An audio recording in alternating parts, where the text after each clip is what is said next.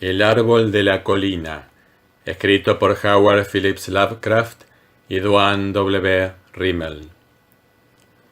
Al sudeste de Hamden, muy cerca de la tortuosa garganta que excava el río Salmón, se extiende una cadena de colinas escarpadas y rocosas que han desafiado todo intento de colonización.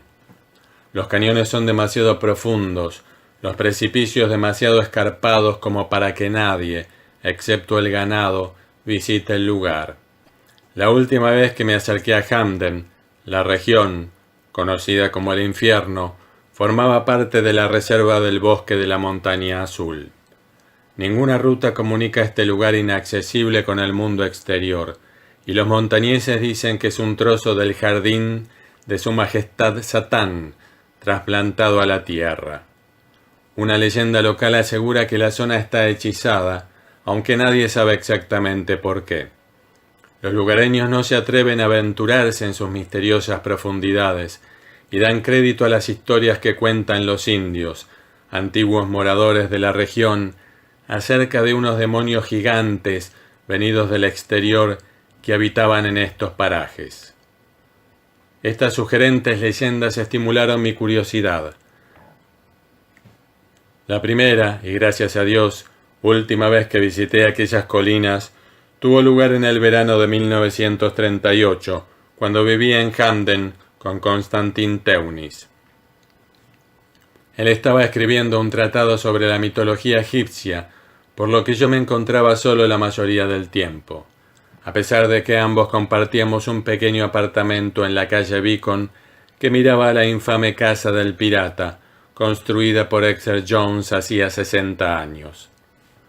La mañana del 23 de junio me sorprendió caminando por aquellas siniestras y tenebrosas colinas que a aquellas horas, las 7 de la mañana, parecían bastante ordinarias. Me alejé 7 millas hacia el sur de Hamden y entonces ocurrió algo inesperado. Estaba escalando por una pendiente herbosa que se abría sobre un cañón particularmente profundo, cuando llegué a una zona que se hallaba totalmente desprovista de la hierba y vegetación propia de la zona. Se extendía hacia el sur y pensé que se había producido algún incendio, pero después de un examen más minucioso, no encontré ningún resto del posible fuego. Los acantilados y precipicios cercanos parecían horriblemente chamuscados, como si alguna gigantesca antorcha los hubiese barrido, haciendo desaparecer toda su vegetación. Y aún así, seguía sin encontrar ninguna evidencia de que se hubiese producido un incendio. Caminaba sobre un suelo rocoso y sólido, sobre el que nada florecía. Mientras intentaba descubrir el núcleo central de esta zona desolada, me di cuenta de que en el lugar había un extraño silencio. No se veía ningún ave, ninguna liebre, incluso los insectos parecían evitar la zona. Me encaramé a la cima de un pequeño montículo, intentando calibrar la extensión de aquel paraje inexplicable y triste. Entonces vi el árbol solitario. Se hallaba en una colina un poco más alta que las circundantes, de tal forma que enseguida lo descubrí, pues contrastaba con la soledad del lugar. No había visto ningún árbol en varias millas a la redonda. Algún arbusto retorcido, cargado de bayas, que crecía encaramado a la roca, pero ningún árbol. Era muy extraño descubrir uno precisamente en la cima de la colina.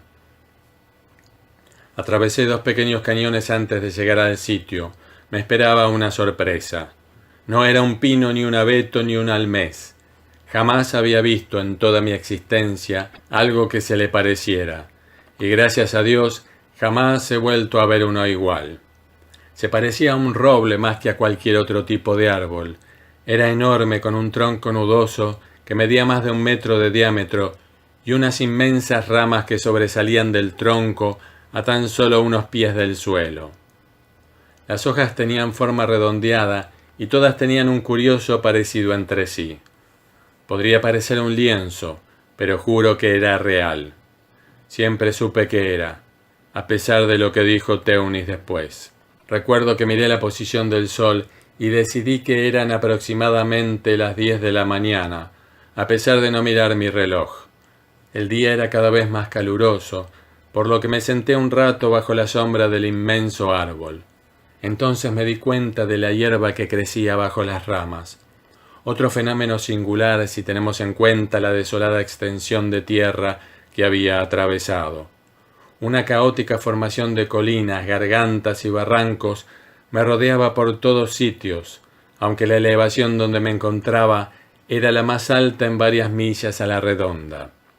Miré el horizonte hacia el este y asombrado, atónito, no pude evitar dar un brinco. Destacándose contra el horizonte azul, sobresalían las montañas Bitterroot.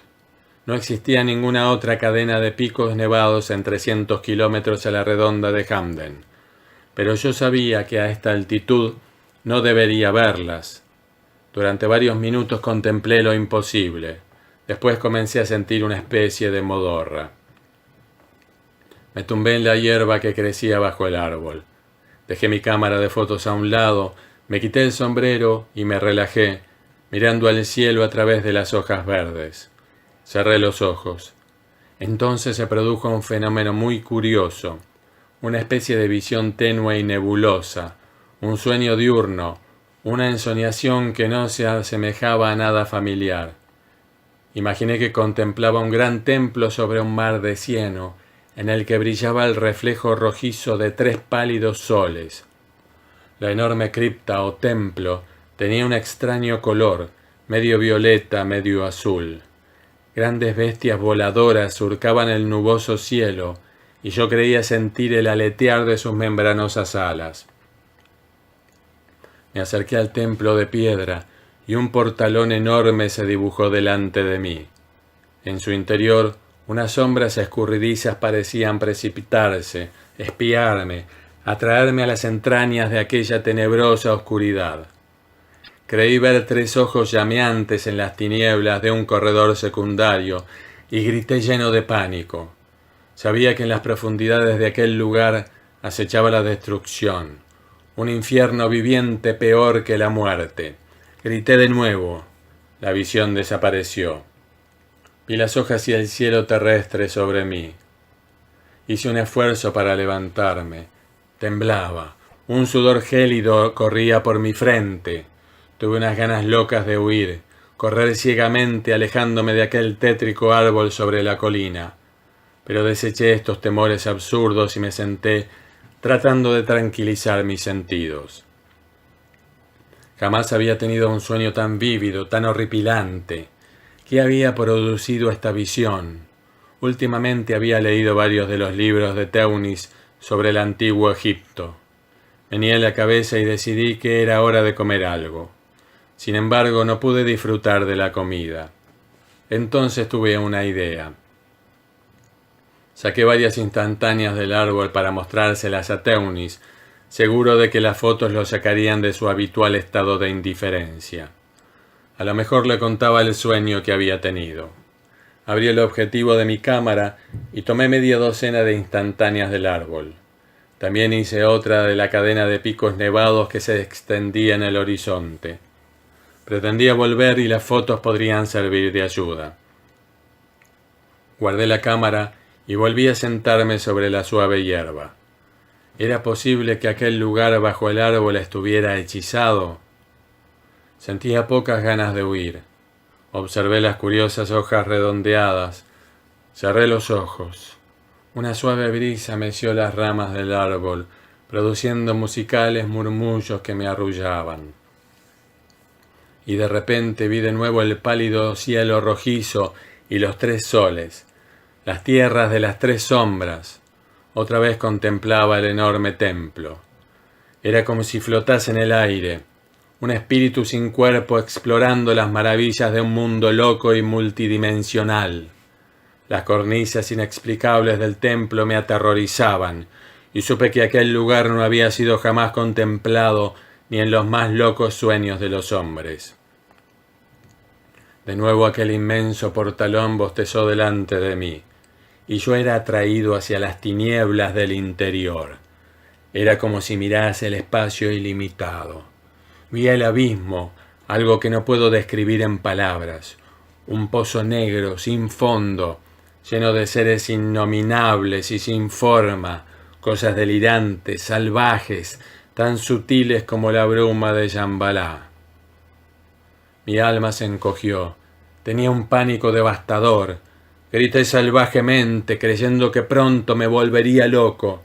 Corrí, dentro del sueño, corrí preso de un miedo salvaje, aunque no sabía hacia dónde iba. Salí de aquel horrible templo y de aquel abismo infernal, aunque sabía, de alguna manera, que volvería. Por fin pude abrir los ojos. Ya no estaba bajo el árbol. Yacía con las ropas desordenadas y sucias en una ladera rocosa. Me sangraban las manos. Me erguí mirando a mi alrededor. Reconocí dónde me hallaba. Era el mismo sitio desde donde había contemplado por primera vez toda aquella requemada región. Había estado caminando varias millas inconsciente. No vi aquel árbol, lo cual me alegró.